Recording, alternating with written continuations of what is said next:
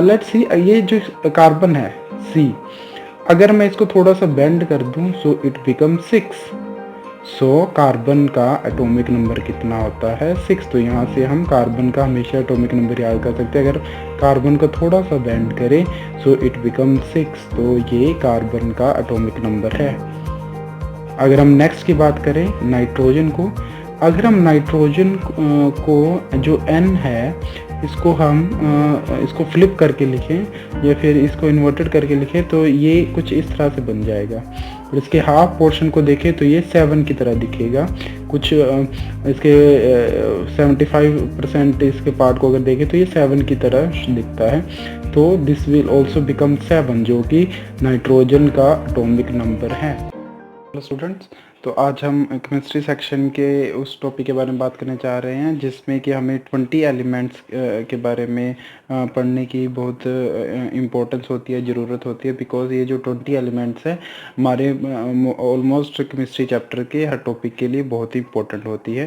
तो एक तो इनके एटॉमिक नंबर और इनके एटॉमिक या एलिमेंट सिंबल्स ये याद करने बहुत इंपॉर्टेंट होते हैं। तो कुछ स्टूडेंट्स को इन एलिमेंट्स को याद करने में दिक्कत आती है या वो फर्स्ट टाइम इनको स्टार्ट करते हैं याद करना। तो कुछ हम ट्रिक्स हैं जो हम इनको याद करने में यूज़ कर सकते हैं जिससे कि हमें आसानी हो जाती है इन एलिमेंट्स को याद करने के लिए। तो आइए स्टूडेंट्स हम इसे स्टार्ट करते हैं। तो बेसिकली स्टूडेंट्स पहले इनको याद करने के लिए हम इनको सेक्शन में डिवाइड कर लेते हैं। तो सेक्शन में डिवाइड करने के लिए हम कुछ टर्म्स यूज़ करेंगे जो टर्म्स आपके नॉलेज के लिए भी काफ़ी हेल्पफुल रहेंगी। फॉर एग्जांपल जो सेकंड है हीलियम, 10th है नियोन एंड 18th है argon. These are the noble gases. ये क्या है आपकी, ये नोबल गैसेस हैं। तो हमें पता है स्टूडेंट्स नोबल गैसेस क्या होती हैं, वो गैसेस जो कि किसी भी एलिमेंट या एटम के साथ रिएक्ट नहीं करते। They do not react with any other element because their outermost shell is completely filled. जो उनका आउटर मोस्ट शेल है वो क्या होता है, कम्प्लीटली फिल्ड होता है। And that's why they merely fail react with any kind of material और एलिमेंट, किसी और एलिमेंट से रिएक्ट नहीं करते। So there are 3 sections here. Hydrogen outermost shell में 2 इलेक्ट्रॉन्स, फर्स्ट शेल में 2 इलेक्ट्रॉन्स मोस्टली हो सकते हैं, तो this is also noble gas. Neon के जो सेकंड शेल है उसमें 8 इलेक्ट्रॉन्स होते हैं, फर्स्ट शेल में 2 एंड सेकंड शेल में 8। तो only 8 electrons can be present in third second shell, so it is also a noble gas. Third में भी ऑल्सो, अगर हम थर्ड आर्गन नोबल गैस की बात करें तो इसमें भी सेम यही कंसेप्ट है। थर्ड जो शेल है उसमें भी एट मोस्ट 8 सेल ही आ सकते हैं, तो 8 इलेक्ट्रॉन्स ही आ सकते हैं, तो वो भी एक नोबल गैस है। So these 3 are the noble gas. In between इन एलिमेंट्स को हमें याद करने की रिक्वायरमेंट है। सो हम स्टार्ट करते हैं। Like first is hydrogen, helium, lithium, beryllium, boron.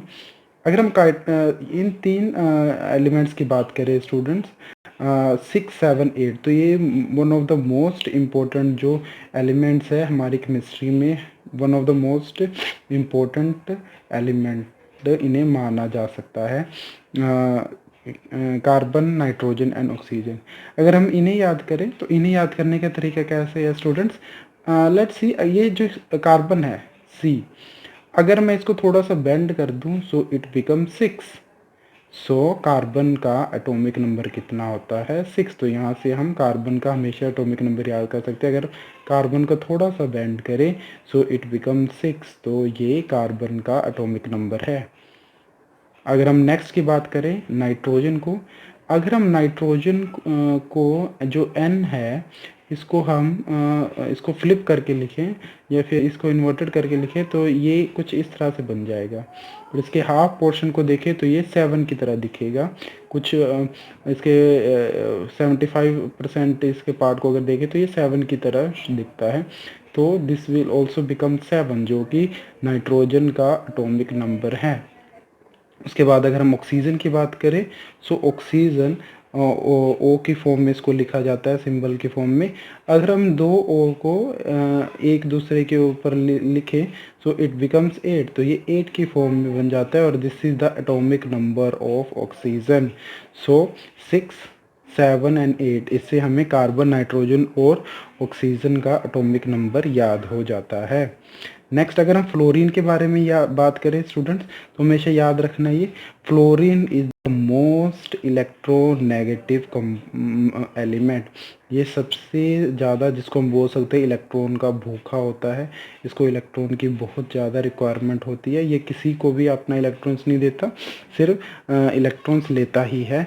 So fluorine is the most electron, इससे हमें याद हो जाएगा फ्लोरीन, क्योंकि सिर्फ ये एक ही only one electron is required, only one electron is required to complete its octet। Neon gas जैसा बनने के लिए सिर्फ इसे एक ही इलेक्ट्रॉन चाहिए।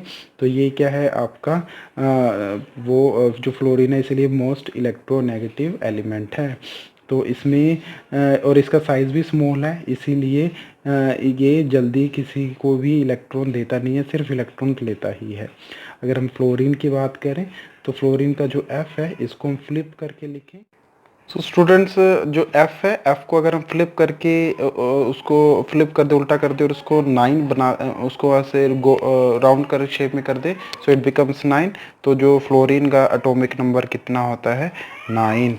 सो इससे हमें एटॉमिक नंबर भी याद करना आसान हो जाएगा फ्लोरीन का। सो उसके बाद है 10 नंबर पे जो हमने पहले से याद किए हैं 3 नोबल गैसेस। नियोन जो कि हमारा 10 नंबर पे आता है, neon is a noble gases, तो इसको इतना याद रखना है। उसके बाद हम 11 से स्टार्ट करेंगे स्टूडेंट। सो 11 से 17 तक हम एक राइमिंग देखेंगे। इस राइमिंग को अगर आप याद कर लेते हैं तो आपको 11 से लेके 17 तक के जो एलिमेंट्स हैं उनको याद करने में काफ़ी आसानी हो जाएगी। तो राइमिंग कुछ इस तरह से है, पहले हम देख लेते हैं कौन कौन से एलिमेंट्स हैं। Sodium, magnesium, aluminium, silicon, phosphorus, sulphur and then chlorine.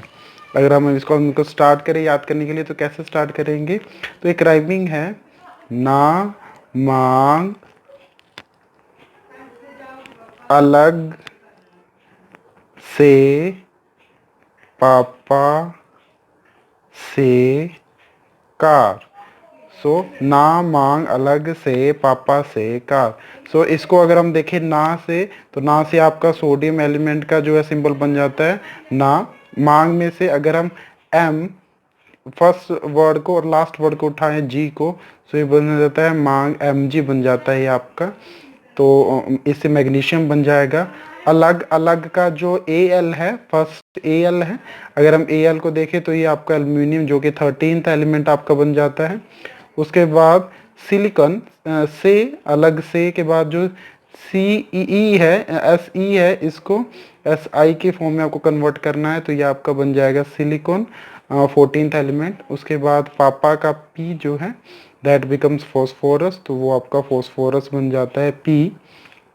और उसके बाद 16 एलिमेंट है जो आपका सल्फर एस, वो आपका यहाँ से एस आ जाएगा। एंड जो लास्ट है आपका सी, तो यहाँ से आप सी को लेकर आप इसको 17th जो एलिमेंट है उसको आप क्लोरीन के फॉर्म में आप लिख सकते हैं। तो ये बन जाएगा आपका 11 to 17 जो आपके एलिमेंट्स है वो बन जाएंगे। इनकी राइमिंग क्या हो जाएगी, ना मांग अलग से पापा से कार।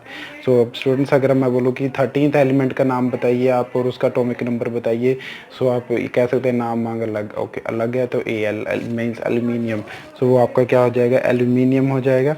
सो एल्यूमिनियम का एटॉमिक नंबर कितना हो जाएगा, वो आपका हो जाएगा 13th। अगर मैं बोलूँ कि फॉस्फोरस का एटॉमिक नंबर कितना है, तो आप काउंट कर सकते हैं ना मांग अलग से पापा से पापा, तो पी से जो है 5th नंबर पे आता है तो 15 हो जाएगा आपका। तो फॉस्फोरस का एटॉमिक नंबर कितना हो जाएगा 15, ऐसे पे याद कर सकते हैं। क्लोरीन है, क्लोरीन फ्लोरीन की तरह ही है, उसको हैलोजन फैमिली में आते हैं। जैसे फ्लोरीन को एक इलेक्ट्रॉन चाहिए था अपने नोबल गैस भाई के पास जाने के लिए, वैसे ही क्लोरीन को अपने 18th आर्गन के पास जाने के लिए, नोबल गैस जाने के लिए सिर्फ एक ही इलेक्ट्रॉन्स की रिक्वायरमेंट है, तो वो 17th नंबर पे आता है। तो इससे भी आपको जो है क्लोरीन जो एलिमेंट है उसको याद करने में आसानी हो जाती है। उसके बाद 18th जो आपका नोबल गैस है आर्गन, जो हमने पहले ही याद कर लिया था, 2 8 18 आपके जो नोबल गैसेस थे। और 18 के बाद आपके दो मोस्ट इम्पोर्टेंट एलिमेंट आते हैं, that is a potassium and calcium. Potassium के बारे में मैं आपको बता दूं स्टूडेंट, पोटेशियम जो है आपका द मोस्ट रिएक्टिव मेटल है, most reactive metal, one of the most reactive metal जो है पोटेशियम को बोला जाता है। तो ये हाईली रिएक्टिव होता है या मोस्ट एक्टिव मेटल भी हम इसको बोल सकते हैं। तो जो उसका होता है एटॉमिक नंबर कितना होता है उसका 19 फॉस्फोरस का। And the last is your calcium 20th जिसका एटॉमिक नंबर है। सो सी जो है आपका कैल्शियम, ये बहुत ही इम्पोर्टेंट कंपाउंड है, सॉरी एलिमेंट है।